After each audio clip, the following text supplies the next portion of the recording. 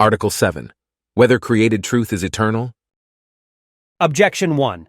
It seems that created truth is eternal. For Augustine says, "Nothing is more eternal than the nature of a circle, and that 2 added to 3 make 5. But the truth of these is a created truth. Therefore, created truth is eternal." Objection 2. Further, that which is always is eternal. But universals are always and everywhere. Therefore, they are eternal. So therefore is truth, which is the most universal. Objection 3. Further, it was always true that what is true in the present was to be in the future. But as the truth of a proposition regarding the present is a created truth, so is that of a proposition regarding the future. Therefore, some created truth is eternal. Objection 4.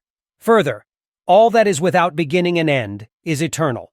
But the truth of enunciables is without beginning and end. For if their truth had a beginning, since it was not before, it was true that truth was not, and true, of course, by reason of truth, so that truth was before it began to be. Similarly, if it be asserted that truth has an end, it follows that it is after it has ceased to be, for it will still be true that truth is not. Therefore, truth is eternal. On the contrary, God alone is eternal, as laid down before, question 10, article 3. I answer that the truth of enunciations is no other than the truth of the intellect. For an enunciation resides in the intellect and in speech. Now, according as it is in the intellect, it has truth of itself, but according as it is in speech, it is called enunciable truth, according as it signifies some truth of the intellect, not on account of any truth residing in the enunciation, as though in a subject. Thus, urine is called healthy, not from any health within it, but from the health of an animal which it indicates. In like manner, it has been already said that things are called true from the truth of the intellect. Hence, if no intellect were eternal, no truth would be eternal. Now, because only the divine intellect is eternal, in it alone truth has eternity. Nor does it follow from this that anything else but God is eternal, since the truth of the divine intellect is God himself, as shown already, article 5. Reply to objection 1.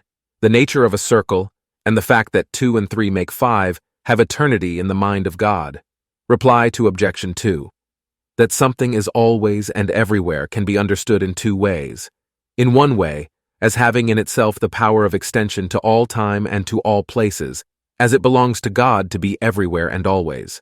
In the other way, as not having in itself determination to any place or time, as primary matter is said to be one, not because it has one form, but by the absence of all distinguishing form. In this manner, all universals are said to be everywhere and always, insofar as universals are independent of place and time. It does not, however, follow from this that they are eternal, except in an intellect, if one exists that is eternal. Reply to objection 3. That which now is was future before it actually was, because it was in its cause that it would be. Hence, if the cause were removed, that thing's coming to be was not future. But the first cause is alone eternal.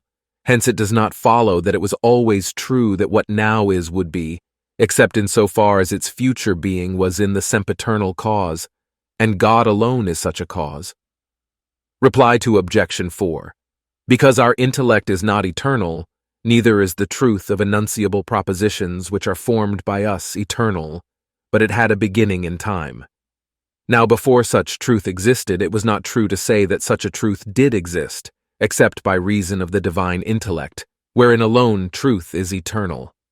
But it is true now to say that that truth did not then exist, and this is true only by reason of the truth that is now in our intellect, and not by reason of any truth in the things. For this is truth concerning not being, and not being has not truth of itself, but only so far as our intellect apprehends it. Hence it is true to say that truth did not exist, insofar as we apprehend its not being as preceding its being.